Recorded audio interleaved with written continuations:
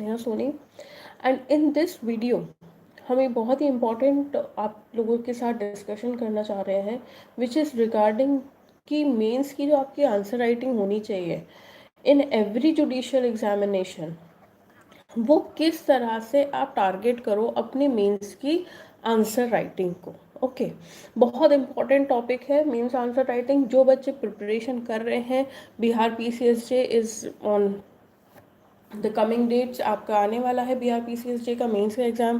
Then MP का pre हो चुका है, उसकी भी मेंस की डेट आ सकती है कभी भी। देन अगर बात करें हम बिहार APO, उसका भी मेंस है, रिजल्ट नहीं आया है लेकिन मेंस कभी भी हो सकता है। तो इसमें अगर हम बात करते हैं कि मेंस की आंसर राइटिंग आपको किस तरह से करनी चाहिए, तो सबसे पहले अगर हम बात करें कि आपके पास किस तरह के क्वेश्चंस आते हैं, सबसे पहले हम क्वेश्चंस के टाइप समझते हैं कि कितने तरह के क्वेश्चंस आपके क्वेश्चन पेपर में आते हैं। तो नॉर्मली देखा गया है कि 4 तरह के क्वेश्चंस आते हैं। सबसे पहला जो आपका होता है, it is regarding concept based. Concept based direct questions आते हैं, ओके जिसमें आपको डायरेक्टली पूछ लिया जाता है व्हाट इज रेस जुडिकेटा। ठीक, तो ये क्या हो गया, डायरेक्ट क्वेश्चन हो गया। जो आपका प्रीवियस ट्रेंड चल रहा है, जो प्रीवियस सिनारियो चल रहा है, जिस तरह से चीज़ें हो रही हैं जुडिशरी एग्जाम में, उसी तरह से आपसे डायरेक्ट क्वेश्चन बन जाता है। नेक्स्ट अगर हम बात करते हैं, दूसरा कौन सा टाइप होता है, वो होता है कॉन्सेप्ट बेस्ड। तो होता है लेकिन इनडायरेक्ट क्वेश्चन होता है, concept based indirect question. Basically it is a type of conceptual questions होते हैं, फैक्चुअल क्वेश्चंस होते हैं, प्रॉब्लम बेस्ड क्वेश्चंस होते हैं, जिसमें कॉन्सेप्ट तो छुपा है लेकिन उसको एनालिटिकली आपको डिटरमाइन करना होता है और आपको लिखना होता है उसका आंसर। नेक्स्ट आता है आपका डिफरेंस या कंपैरिजन। अगले क्वेश्चन में आपसे क्या पूछ लेते हैं, डिफरेंसेस पूछ लेते हैं, कंपैरिजन करने को पूछ लेते हैं, and last but not the least short note. ये बड़े टॉपिक का भी एक शॉर्ट नोट लिखने को दे सकते हैं, या एक छोटा सा टॉपिक भी आपका एक शॉर्ट नोट की तरह हो सकता है। शॉर्ट नोट की अगर हम बात करते हैं तो शॉर्ट नोट में आपको क्या लिखना होता है, शॉर्ट नोट में बेसिकली आपको सिर्फ और सिर्फ जो क्रक्स होता है या जो जिस्ट होता है, सिर्फ आपको उतना ही देना है। ठीक, नेक्स्ट अगर हम बात करते हैं कि जनरल फॉर्मेट क्या होना चाहिए एक आंसर का, तो अगर हम जनरल फॉर्मेट की बात करते हैं, अभी हम प्रॉब्लम बेस्ड की भी बात करेंगे, तो जनरल फॉर्मेट की अगर बात करें, इट इज़ उसके 3 एसेंशियल पार्ट्स होते हैं। सबसे पहला होता है आपका इंट्रोडक्शन, नेक्स्ट आता है आपकी मेन बॉडी, देन कंक्लूजन।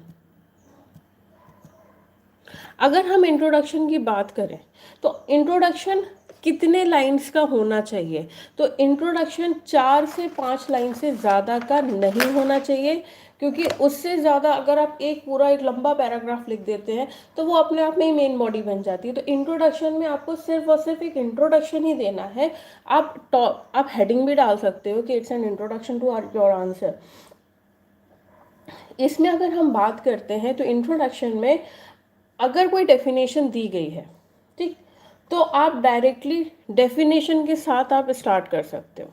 आपसे जो चीज़ पूछी गई है, अगर उसकी डेफिनेशन दी गई है तो आप डायरेक्टली किससे स्टार्ट कर सकते हो, उस डेफिनेशन के साथ आप स्टार्ट कर सकते हो। अगर आपको वीडियो अच्छा लग रहा है तो प्लीज़ लाइक कर दीजिएगा, it hardly takes a second. Next अगर हम बात करते हैं, अगर डेफिनेशन नहीं दी है, भाई आप आंसर लिख रहे हो, इंट्रोडक्शन तो डाल दिया लेकिन डेफिनेशन है ही नहीं, तो डेफिनेशन का आप क्या करोगे, डेफिनेशन नहीं दी है, जैसे आपके पास क्वेश्चन आया व्हाट इज अरेस्ट, तो आप डायरेक्टली लिखोगे तो नहीं कि arrest is not defined in CRPC। Main point है, कभी भी नेगेटिवली अपना आंसर स्टार्ट मत करिए, never go with negative answer.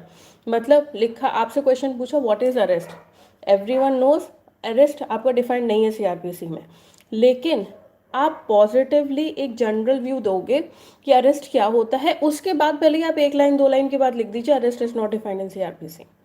ठीक, वो आप कर सकते हो, लेकिन आप डायरेक्टली नहीं लिखोगे कि नहीं arrest is not defined in CrPC. First line आपकी ये नहीं होनी चाहिए। नेक्स्ट अगर हम बात कर रहे थे कि डेफिनेशन नहीं है तो आप क्या दोगे इंट्रोडक्शन में, इट्स अबाउट द कॉन्सेप्ट। आप कॉन्सेप्ट दे के भी स्टार्ट कर सकते हो, आप हल्का सा बैकग्राउंड दे दो, आप हिस्ट्री दे दो, इस तरह की चीज़ें आप दे के क्या कर सकते हो, इंट्रोडक्शन आप स्टार्ट कर सकते हो। कभी भी never give a negative start to your introduction. Okay, next आता है हमारा मेन बॉडी। ये हमारा इंट्रोडक्शन हो गया, 4 से 5 लाइन से ज़्यादा नहीं होना चाहिए। नेक्स्ट अगर हम बात करते हैं मेन बॉडी के बारे में, मेन बॉडी में आपका क्या क्या होना चाहिए। देखिए सबसे पहले आपने इंट्रोडक्शन में बताया, फिर मेन बॉडी में आ जाते हैं आपके सेक्शन या प्रोविजन, कहाँ पे दिया है आपने ये चीज़ बताई। फिर उसके बाद किस पे एप्लीकेबल है, किस पे एनफोर्स्ड है, एप्लीकेबिलिटी आप बता देते हो। फिर उसके बाद अगर कोई उसमें अमेंडमेंट आया है तो आपने अमेंडमेंट के बारे में भी बता दिया। अगर उससे रिलेटेड आपको कोई इलस्ट्रेशन याद है तो आप बिल्कुल इलस्ट्रेशन बता दीजिए। वेरी इंपॉर्टेंट, केस लॉ, किस तरह के केस लॉज आपको किसी भी क्वेश्चन में डालने हैं। देखिए if you are attempting for Bihar, okay पहले हम बात करते हैं बिहार की, क्योंकि बिहार आपका एग्जाम लगा हुआ है। अगर आप बिहार की बात कर रहे हो तो केस लॉ कैसे होने चाहिए। केस लॉ का एक सिंपल सा फॉर्मूला है, किसी भी स्टेट में आप अपीयर कर रहे हो, लैंडमार्क केस ये तो देना ही देना है, प्लस उस स्टेट के हाई कोर्ट के भी बहुत सारे केसेस होते हैं जिसमें रीसेंट जजमेंट्स आए हुए हैं, वहाँ के 1-2 केसेस, यानी कि आपने लैंडमार्क केसेस आपने 2-3 डाल दिए, प्लस जो स्टेट के हैं वर्सेस स्टेट ऑफ बिहार बहुत सारे आते हैं recent cases which is only from the state of Bihar, तो आपने क्या डाला, रीसेंट केसेस। बिहार के भी डाल सकते हो आप, कहीं और के भी डाल सकते हो, लेकिन अगर आप बिहार जुडिशरी में जा रहे हो तो कुछ केसेस आप बिहार के भी डाल सकते हो। सेम एज अगर आप एमपी के लिए प्रिपेयर कर रहे हो तो लैंडमार्क केसेस प्लस एमपी के रीसेंट केसेस, और एमपी में तो स्पेशली अगर आप एमपी हाई कोर्ट के केसेस डालते हो because the examiners are from the high court itself, तो आपके क्वेश्चन आंसर्स को बहुत अच्छे मार्किंग की चांसेस आपके बढ़ जाते हैं। यहाँ पे हम एक चीज़ आपको बताना चाहेंगे कि एमपी की मेंस की सीरीज़ शुरू होने वाली है, एमपी पीसीएसजे मेंस की टेस्ट सीरीज़ आपकी शुरू होने वाली है। अगर कोई भी बच्चा ज्वाइन करना चाहता है तो दे can call us on 7906337226। Okay, तो हम कहाँ पे थे कि एमपी की हम बात कर रहे थे, तो वही सेम 2 to 3 लैंडमार्क केसेस और रीसेंट एमपी के cases. DGS Delhi judicial services की बात करें तो दिल्ली जुडिशियल सर्विसेज में दिल्ली हाई कोर्ट के केसेस अगर आप डालते हैं तो एक बहुत अच्छा आपको मार्किंग मिलता है। राजस्थान में भी सेम है।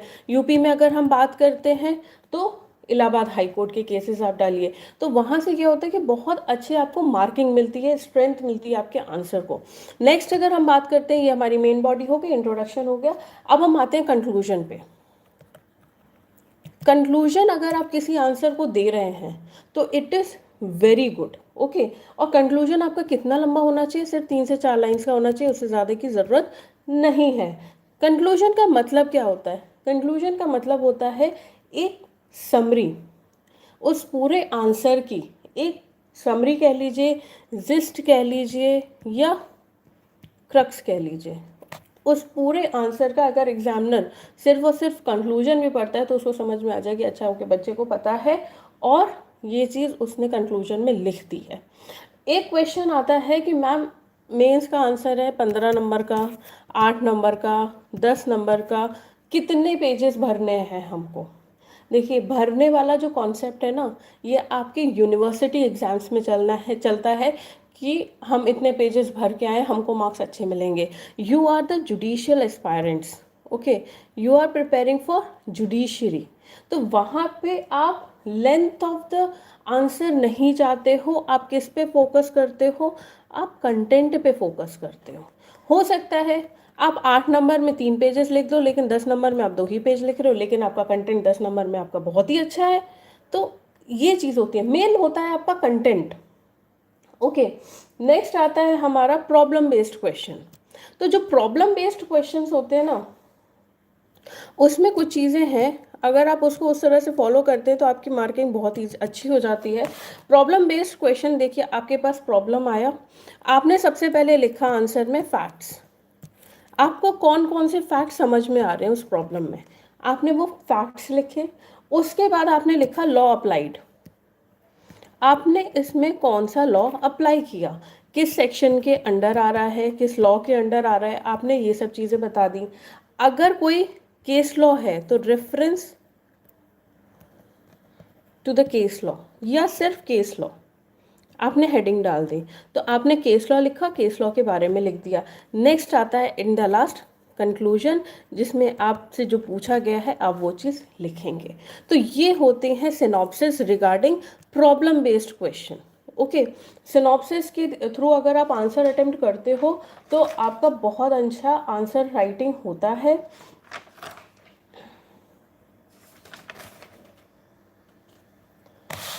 And Bihar APO, MP mains plus Haryana pre, इन सभी की टेस्ट सीरीज हमारे यहाँ पे कंडक्ट हो रही हैं at Takshashila law academy, online offline दोनों ही मोड पे। If someone wants to join they can call us on 7906337226। ये हमारा व्हाट्सएप नंबर भी है, आप इस नंबर पे भी इंक्वायरी कर सकते हैं। Thank you so much and all the best for your examination.